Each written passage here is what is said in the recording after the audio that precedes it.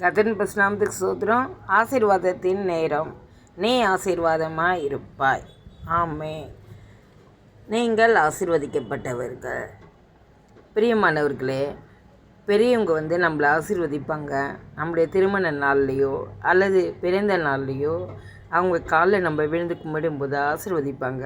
ஆனால் ஆண்டவர் அப்படி கிடையாது. கடைசி வரைக்கும் நம்மளை ஆசீர்வதிக்கிற வார்த்தைகளை சொல்லிக்கொண்டே இருப்பார். தினமும் நம்மளை ஒவ்வொரு நாள் ஆசீர்வதிப்பார்.